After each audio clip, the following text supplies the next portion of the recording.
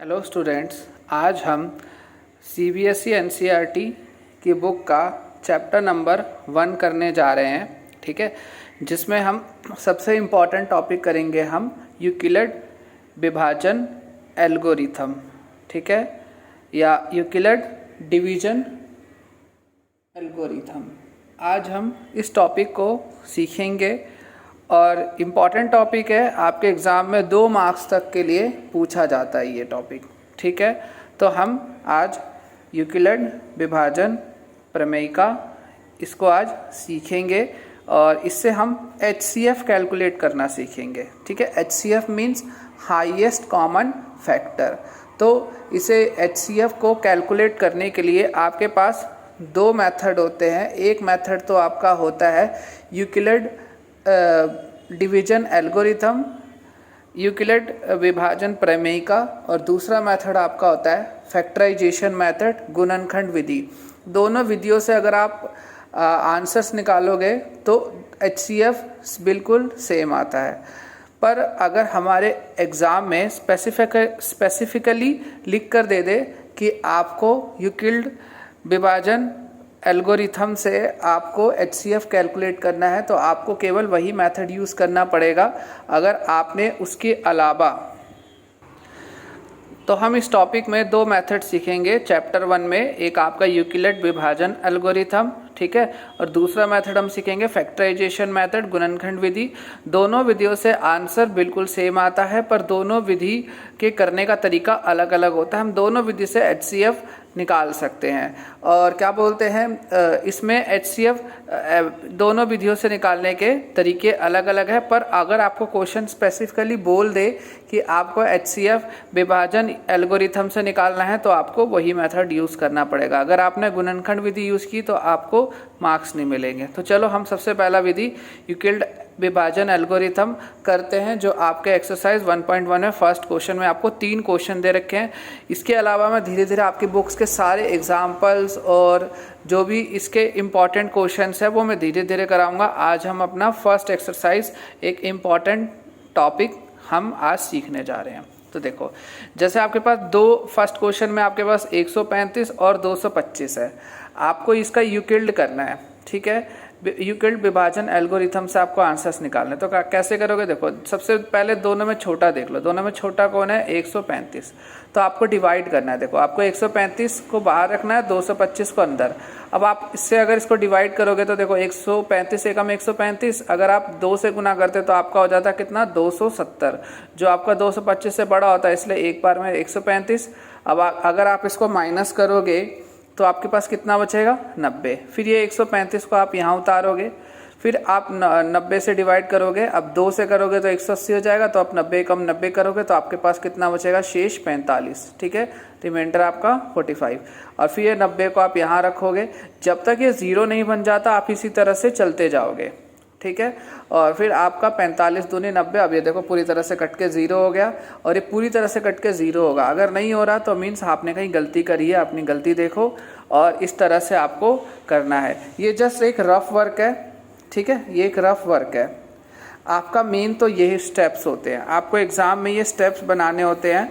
अगर आपने ये स्टेप्स बना लिए तो आपको पूरे मार्क्स मिल जाएंगे। तो देखो कैसे बनाना होता है। देखो, सबसे पहले आपको क्या चाहिए था, 225 आया कैसे मेरे पास। तो हमने क्या किया, 135 को 1 से गुना किया और हमारा रिमाइंडर कितना बचा, 90। तो 135 गुना 1 जमा 90। ऐसे अब हमें अगला कितना चाहिए, 135। तो हमने कैसे किया, हमने 90 को 1 से गुना किया और हमारा रिमाइंडर कितना बचा, 45। तो 45 अब हमें चाहिए 90। तो 90 के लिए हमने क्या किया, 90 और 45 को 2 से इंटू किया और हमारा रिमाइंडर क्या बचा, 0।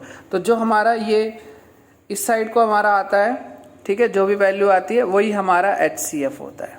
ठीक है, लास्ट में जो भी पूरी तरह से कट के 0 हो जाएगा, उसके लास्ट में जो आपका भागफल वाला पॉइंट होता है वही आपका HCF होता है। ठीक है, तो मे बी आपको ये क्वेश्चन समझ आ गया हो। तो इसका HCF क्या है हमारा, 45। HCF means highest common factor. ठीक है, तो वो आपका कितना है, 45 आप चाहो तो इसको फैक्टराइजेशन मेथड से भी कर सकते हो। हम उस विधि से 1.1 और 1.2 के क्वेश्चन करेंगे, बट आप इन दोनों क्वेश्चन को भी उससे करके देख सकते हो, आपका आंसर 45 ही आएगा। ऐसे ही अब हम सेकंड क्वेश्चन देखते हैं। तो देखो सेकंड क्वेश्चन है आपके पास 196 और दूसरा है आपके पास 38,220, ठीक है। तो अब हम इसको कैसे करेंगे? तो सबसे पहले आपको क्या करना है, 196 को बाहर रखना है क्योंकि ये छोटा है और इसको आपने अंदर रख देना है। अब ये एक ही बार में चला जाएगा। 195 से करोगे तो आपके पास वैल्यू कितनी आ जाएगी, पूरी तरह से कट के, और 195 से इसको मल्टीप्लाई करोगे तो आपका 38,220 आ जाएगा। अब आपको करना क्या है, सबसे पहले आपने किया क्या, आपने 196 को 195 से मल्टीप्लाई किया, आपका रिमाइंडर 0 बचा। ये एक ही स्टेप में आपका खत्म हो गया और आपका HCF कितना हो गया, 196, ठीक है। तो ये भी क्वेश्चन आपका कंप्लीट हो गया। इसी तरीके से आपका क्वेश्चन नंबर आपका है क्वेश्चन में 867 और है आपका 255। तो आपको 255 को बाहर रखना है और 867 को अंदर रखना है। अब आपको देखो 255 को आप 3 बार में करोगे तो आपका आ जाएगा 765, ठीक है। फिर इसमें से आप घटाओगे तो आपका बचेगा 102। फिर आपको क्या करना है, 255 अंदर रखना है, फिर आपको 2 से डिवाइड करोगे तो 204 आ जाएगा। फिर माइनस करोगे तो 51 और ये 102 आपने यहाँ उतारा, 2 बार में पूरी तरह से 102 कट गया, फिर से 0 आ गया। तो अब आपको इससे स्टेप्स बनाने हैं। तो देखो आपको चाहिए था 867, तो आपने क्या किया, 255 को 3 से गुना किया और रिमाइंडर आपका शेष बचा कितना, 102।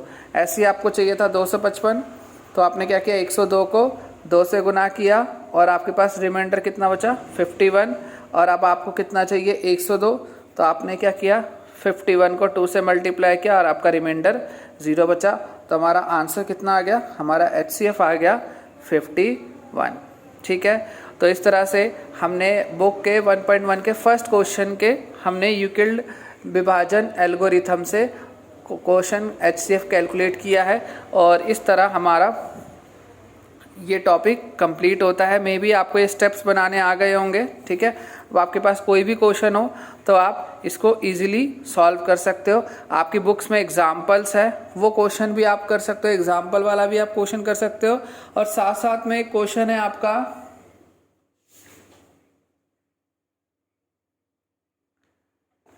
एक क्वेश्चन है आपका,